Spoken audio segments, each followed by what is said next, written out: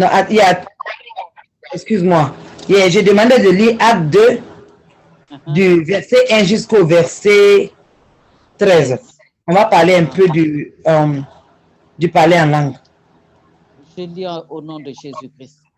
Amen. Le jour de la Pentecôte, ils étaient tous ensemble dans le même lieu. Tout à coup, il vint du ciel un bruit comme celui d'un vent impétueux, et il remplit toute la maison où ils étaient assis. Des langues semblables à des langues de feu leur apparurent, séparées les unes des autres, et se posèrent sur chacun d'eux. Et ils furent tous remplis du Saint-Esprit et se mirent à parler en d'autres langues, selon que l'Esprit leur donnait de s'exprimer. Or, il y avait en séjour à Jérusalem des Juifs, hommes pieux de toutes les nations qui sont sous le ciel. Au bruit qui eut lieu, la multitude accourut et elle fut confondue parce que chacun les entendait parler dans sa propre langue. Ils étaient tous dans l'étonnement et la surprise et ils se disaient les uns aux autres, voici ces gens qui parlent, ne sont-ils pas tous galiléens? Et comment les entendons-nous dans notre propre langue à chacun, dans notre langue maternelle?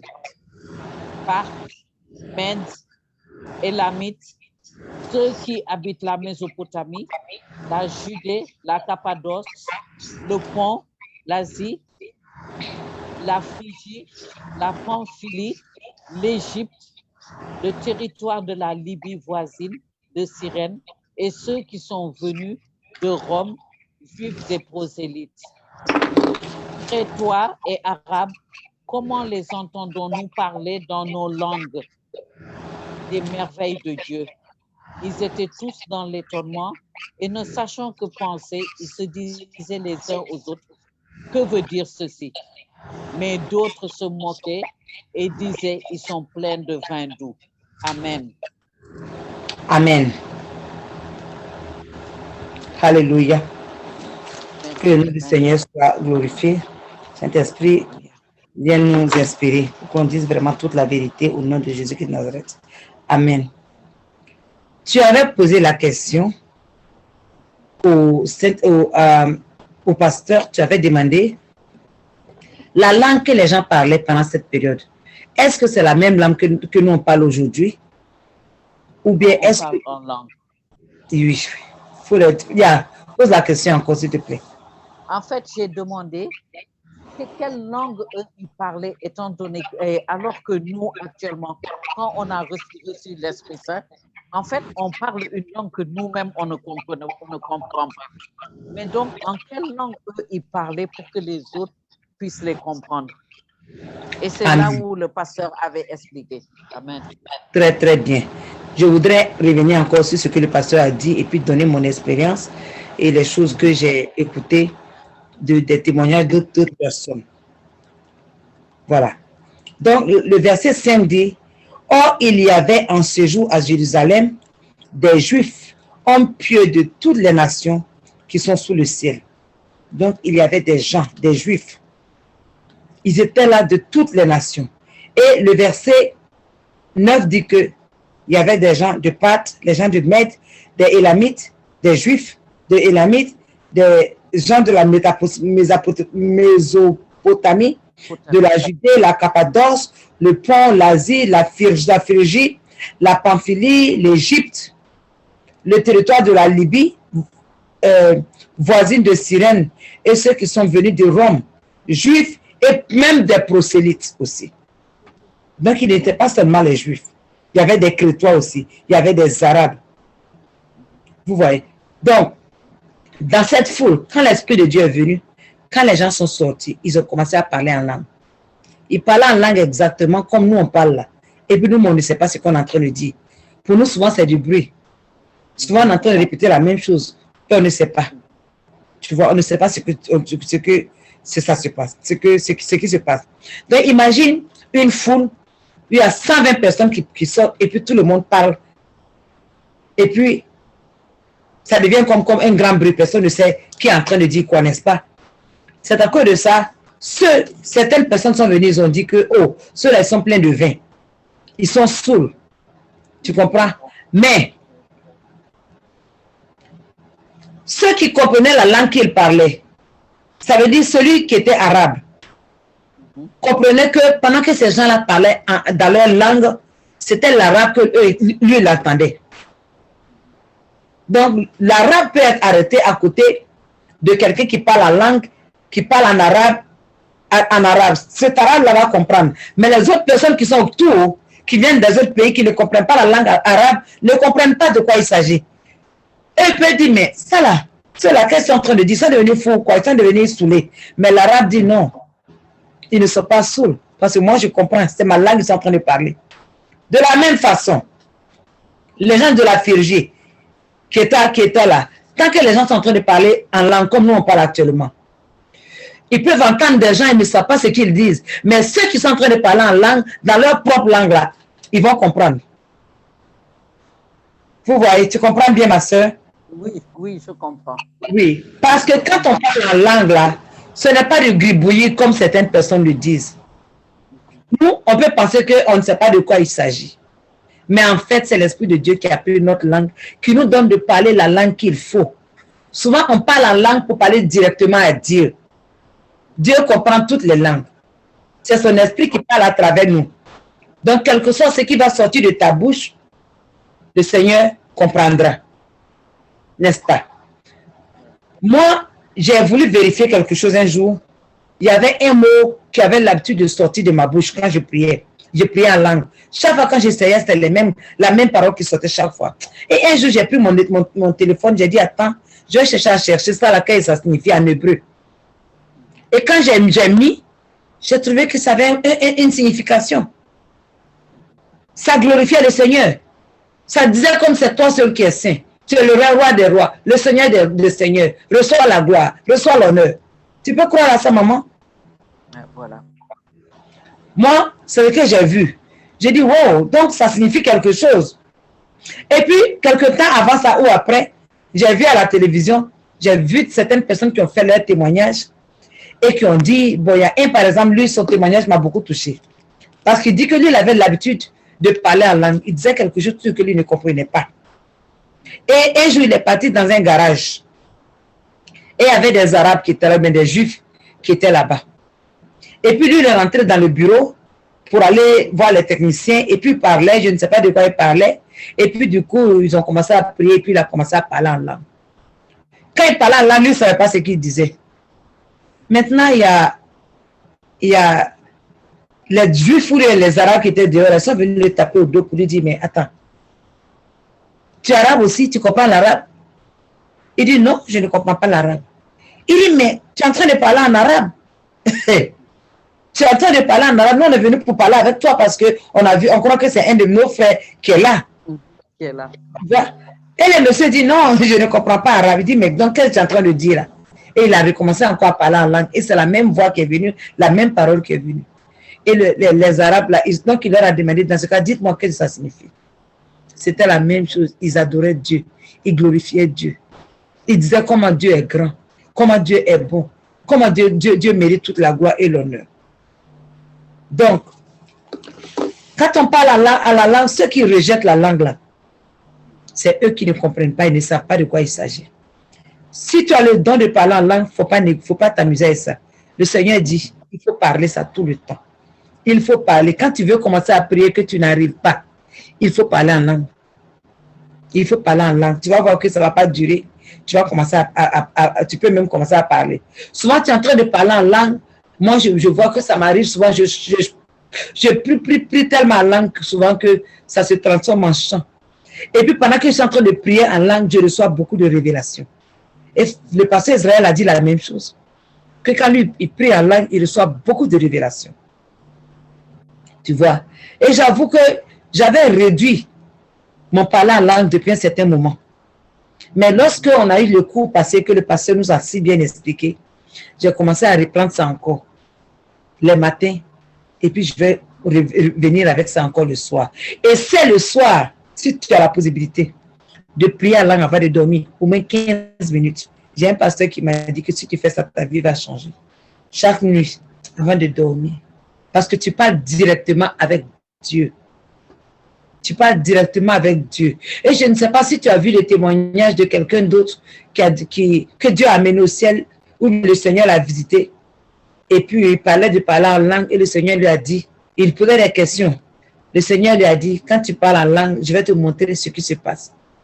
Et donc le monsieur a commencé à parler en langue et le Seigneur lui a ouvert comme ça, il a fait un geste et puis il y a eu un grand écran et il a vu que les maisons des sorciers, les dispositifs des sorciers commençaient à éclater. C'est comme des fusils, qui tombaient, des bombes qui tombaient dans des endroits et ça éliminait plein de choses. Et donc le Seigneur lui a expliqué ça. Donc ce monsieur a dit que lui, maintenant, il va parler en langue tout le temps. Parce que quand on prie en langue, c'est plus que prier dans notre parole. L'Esprit de Dieu connaît les choses qui sont cachées. Ce que la Bible dit dans 1 Corinthiens, je crois, 14. L'Esprit qui connaît ce qui est dans nos cœurs. Même la Bible, non, peut-être pas, c'est pas 1 Corinthiens 14, mais une partie de la Bible qui dit que on ne sait pas comment prier. Souvent, on peut prier mal. Mais, quand tu pries en langue, c'est l'Esprit de Dieu même qui est en train de prier les vraies prières, les choses dont tu as besoin. C'est l'Esprit de Dieu même qui est en train de prier à ta place. J'ai entendu même un pasteur qui prêchait et il disait que quand on priait en langue, là, Satan, il ne comprend pas. Lui-même, il ne comprend pas. Voilà. Il ne comprend pas, donc il ne peut pas intercepter les prières qu'on fait en langue. Voilà. C'est ce que la Bible dit aussi. Oui. Ouais. Donc, je voulais être sûr que tu as bien compris, parce que bien que le pasteur a expliqué bien. Parce que là, j'avais compris. Et pourtant, j'avais dit, hein, c'est comme si, bon, par exemple, moi qui suis au Sénégal maintenant, et je commence à te parler en Wolof. En fait, le Wolof, c'est la langue nationale d'ici. Donc, si je te parle, tu vas me dire, mais qu'est-ce que tu m'expliques? Mais s'il y a un Sénégalais qui est à côté de toi, il va comprendre ce que je suis en train de dire. Oui. Voilà. Tu vois, quand un cas de ce genre, comme tu as expliqué, supposons que moi, je parle Dioula, je ne comprends rien du Sénégal, de Sénégal, et je sais que toi, tu ne parles pas Dioula. Puis du coup, tu commences à me parler en Dioula. Pour toi, c'est une langue, mais pour moi, ce n'est pas. Pour toi, c'est une langue que tu ne comprends pas, mais pour moi, ce n'est pas une langue que je ne comprends pas. Moi, je comprends. Mais, tu comprends? Mais tu sais, maman, je t'explique. Hein, c'est bon. J'avais fait 2 ans à Lomé, et puis bon, j'étais avec mes enfants. Mais quand je voulais leur dire quelque chose, et que bon, que ce soit quelque chose en privé entre nous, donc je leur parlais en Wolof. Les autres qui étaient assis ne comprenaient pas, mais mes enfants savaient ce que je leur disais. Voilà. Voilà. Voilà, c'est un exemple. Donc, je voulais seulement clarifier ça. Ouais, alors, j'ai compris quand il a essayé. Je vous dis de ne pas avoir peur de parler en langue. C'est vrai qu'il y a des langues sataniques souvent, mais quand tu es un vrai enfant de Dieu, Dieu ne va pas te laisser dans la langue satanique pendant longtemps. Si tu vois que tu fais fort, le Seigneur va venir enlever ça. Il ne faut pas avoir peur pour dire je ne parle pas en langue. Tu vois, non? Ce que tu dis là, c'est vrai, hein, parce que bon, comme j'avais déjà entendu qu'il y avait la langue satanique aussi, j'avais un peu peur de prier en langue aussi. C'est ça. Parce que souvent, on a peur de prier en langue à cause de cela. Oui. Yeah, souvent, on a peur de prier en langue. Mais notre Dieu, il est bon. Il ne va pas te laisser en train de parler la langue satanique pendant longtemps. Moi, je vais te donner mon témoignage parce que j'avais ce problème-là. C'est pour ça, la plupart du temps, quand moi je parle, c'est des choses que j'ai expérimentées, que j'aime dire. Et je ne me gêne pas, je n'ai pas honte d'en parler. Parce que je sais qu'un jour, le Seigneur va juger tout le monde. Et je sais que si ce que je vais dire, si ça va aider quelqu'un, j'en parle. Je me rappelle, j'étais allée dans beaucoup d'églises avant. Et j'avais reçu l'Esprit de Dieu dans une église où on parlait réellement langue. Et un jour, je suis partie dans une église, une grande église. Et puis, dans cette église-là, le pasteur a demandé qui sont ceux qui veulent se donner au Seigneur. Et ce jour-là, mon mari ne s'était pas encore donné, confessé. Donc, moi, j'ai tiré la main de mon mari, on est parti, et puis il s'est donné au Seigneur. Maintenant, après ça, après le service, on dit que ceux qui sont dans nos Seigneur n'ont qu'à venir, on va prier. Peut-être que l'Esprit, pour qu'ils puissent recevoir l'Esprit de Dieu. J'étais jeune dans la foi. Et je suis partie avec mon mari. Pour moi, je partais pour soutenir mon mari. Et quand le pasteur a prié, soudainement, je me suis retrouvée en train de parler en langue, rapidement encore. Donc, j'étais étonnée. Après, le pasteur m'a demandé, ah, mais est-ce que toi, tu ne parlais pas en langue déjà? Je lui ai dit, si. J'ai parlé en langue déjà, donc je ne comprends pas pourquoi cette fois-ci, c'est venu aussi rapidement. Il dit, ah, non, c'est pas grave. Donc, on a prié pour moi et puis je suis rentrée. Quelque temps après, il y a eu, j'étais en ce moment quand je tressais, j'étais là-bas et puis il s'est trouvé que, non, je tressais et je suis allée dormir. Dans la nuit, j'ai reçu, excuse-moi, j'ai eu une vision qui était très très claire. Et dans cette vision-là, il devait avoir comment on appelle, tremblement de terre qui devait venir dans la ville où je suis. Il devait avoir un grand tremblement de terre. Et tout le monde disait, ah, moi, je vais partir dans le shelter. Le shelter, c'est les maisons que l'État pourvoit pour ce genre de cas-là. Où on pense que la maison est plus en sécurité, l'ennemi ne peut, pas l'ennemi, le vent ne peut pas détruire, ou bien le tremblement de terre ne peut pas gâter ça. C'est beaucoup plus en sécurité. C'était pas un tremblement de terre, c'était un tremblement de terre qui devait venir. Donc tout le monde disait, oh, moi je m'en vais dans tel endroit. Il y en a qui disent, oh, je vais quitter la ville. Il y en a qui disent, je m'en vais là-bas. Et moi j'ai pris mes bagages, je rentrais chez moi. On m'a demandé, mais toi où tu t'en vas? J'ai dit, je viens à la maison. Ils disent, mais pourquoi toi tu vas venir à la maison? Pourquoi tu vas venir à la maison avec ce qui se passe là? J'ai dit parce que moi je crois en un Dieu qui est très puissant. Ce Dieu-là, il est capable de me protéger partout où je suis. Il n'y a pas un endroit qui est caché. Je sais que c'est son enfant, il va me protéger. Les gens disent, ah bon. Il y a une femme même qui a dit que, ah, dans ce cas, moi je venais avec toi. Hein. J'ai dit, il n'y a pas de problème. Donc on est venu chez moi à la maison. En plein milieu de nuit, le tremblement de terre a commencé. Les gens ont commencé à fuir, courir partout. Alors moi, je me suis réveillée. Dans mon rêve, je me suis réveillée et j'ai commencé à prier. J'ai commencé à prier, Seigneur Jésus, ah, je t'appelle. Viens me délivrer. Viens me délivrer. Qu'est-ce qui se passe? Viens me délivrer. Voilà, les gens sont en train de partir. J'ai cru en toi, je suis venu à la maison. J'ai besoin que tu viennes m'aider. Viens me délivrer. J'ai prié, et puis rien. Je continue à prier et puis du coup, voilà, je regarde devant ma porte et je vois la silhouette d'un homme. Et c'est un homme que je connais très très bien. Il se faisait appeler avocat quelque chose. Attorney quelque chose, je ne vais pas dire son nom. J'ai dit, ah, toi Attorney, qu'est-ce que tu fais ici? Qu'est-ce que tu es en train de faire ici? Il ne répond pas. Je demande, mais qu'est-ce que tu es en train de faire en plein milieu de nuit? Comment d'ailleurs tu es rentré dans ma maison? Il ne répond pas. Ça s'est passé il y a longtemps, il y a plusieurs années de cela. Il ne répond pas. Alors j'ai dit, tu es en train de trépasser. Donc au nom de Jésus, tu sors de chez moi. Il ne quitte pas. Je continue à prier. Je dis, au nom de Jésus, je te chasse de chez moi. Il ne quitte pas. Au contraire, je vois derrière lui une silhouette d'une femme. Grande, noire. Je dis, mais qui est derrière toi là? Il dit, c'est Annalisa. J'ai dit, Annalisa. Je crois bien que c'est ce qu'il a dit. Annalisa? Il dit oui. J'ai dit, mais qui est Annalisa? Ah, il me dit que non, tu m'as appelé, donc tu nous as appelés, donc nous sommes venus. J'ai dit, quoi? Tu entends sa maman? J'ai dit, quoi? Je t'ai appelé? Moi, je ne t'ai pas appelé. Hein. J'ai dit, moi, je ne t'ai pas appelé. J'appelle Jésus-Christ de Nazareth, le créateur de la terre et les cieux, celui qui m'a créé à son image, celui que j'ai prié. Donc, vous qui êtes là, vous êtes des démons. Sortez de là maintenant au nom de Jésus-Christ de Nazareth. Quand j'ai dit ça une seule fois, cette fois-ci, les deux ont disparu. Maintenant, quand ils ont disparu, dans mon rêve maintenant, j'ai dit, Seigneur, j'ai abandonné tout. Je n'avais pas encore abandonné mon travail et autres, mais mes parents et autres, c'est tout ce que est la religion de mes parents pour pouvoir te suivre. Et puis voilà ce qui m'arrive aujourd'hui. Papa, j'ai dit, si je me réveille dans cette situation-là, est-ce que je pourrais croire encore en Jésus? Est-ce que je vais croire encore que tu es réel? Comment est-ce que moi qui crois tant en toi, j'ai eu ce problème-là? Donc ça veut dire que ce sont des démons, c'est une fausse langue que j'avais reçue. Tu comprends? Oui. J'ai dit donc. C'est ça, la prière que tu faisais là, qui les avait amenés.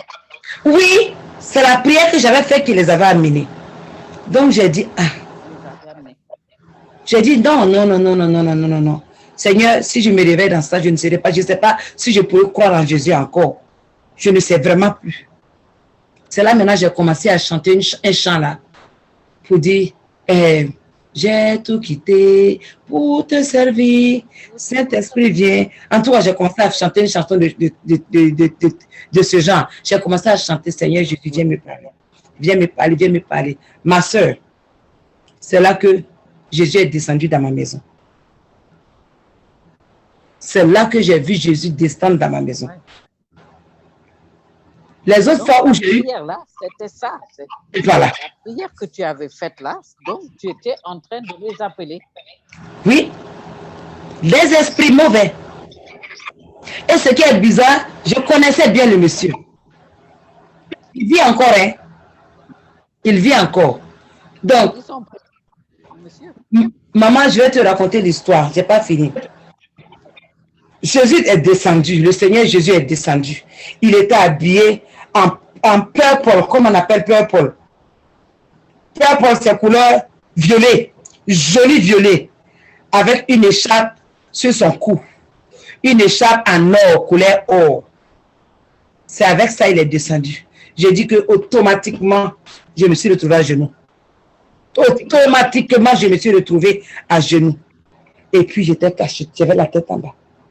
Et puis, tu sais, on se parlait. Tu sais comment on se parlait? On n'ouvrait pas la bouche pour se parler. Je savais ce qu'il disait dans mon esprit. Et lui, il savait ce que je disais dans mon esprit.